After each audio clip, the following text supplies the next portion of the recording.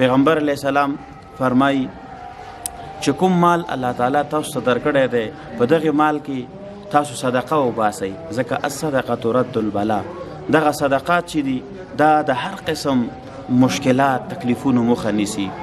نو څرنګه چې په کابل کې د زازیو د ځوانانو مدني ټولنې فعالیتونه زه ګورم، واقعیت زه شخصا ترېنه ډېر مننه کوم او ډېر فخر پې کوم او ویاړم پې او خوشحال په دې یم چې دغسې با احساسه ځوانان موږ په دې ټولنه کې لرو چې هغوی سره دا درد دی چې د غریبو خلکو، د بېوزلو، د یتیمانو، کونډو په داسې سختو شرایطو کې لاسنیونه کوي. نو زه پې ډېر ویاړم. خپله ډېر خوشحال یم چې د ځاځیو مدني ټولنې داسې یو پروګرام جوړ کړی دی چې هغه د بېوزله خلکو سره، غریبانو سره او یتیمانو، کونډې دغسې خلکو سره د مرستې کوي. رمضان أقبل بعد طول غيابي ففرحت فيه مهنئا أحبابي خير الشهور به النفوس تعلقت واستسلم. نن په کابل کې د ځاځي ځوانانو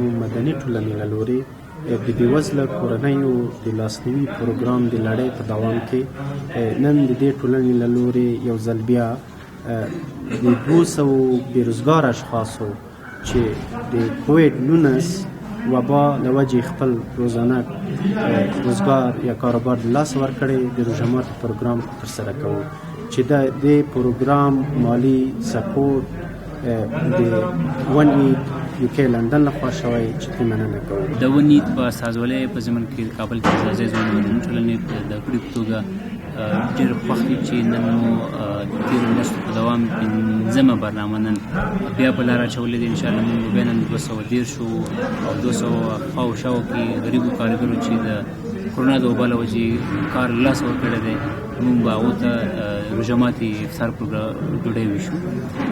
انشاءالله د ون ایټ په اساسولۍ د ځاځیو ځوانانو مدني ټولنې ته ډاډ ورکوو چې د مرستو دا لړۍ به دوامداره ساتو، تر غریبو به ځان رسوو او هڅه به کوو چې د غریبو لاسنیوی وکړو. ډېره مننه، کور ودان. رمضان أقبل بعد طول غيابي ففرحت فيه مهنئا أحبابي خير الشهور به النفوس تعلقت واستسلمت للخالق الوهاب. بك ليلة القدر التي نزلت بها آيات تذكرة لذي الألباب.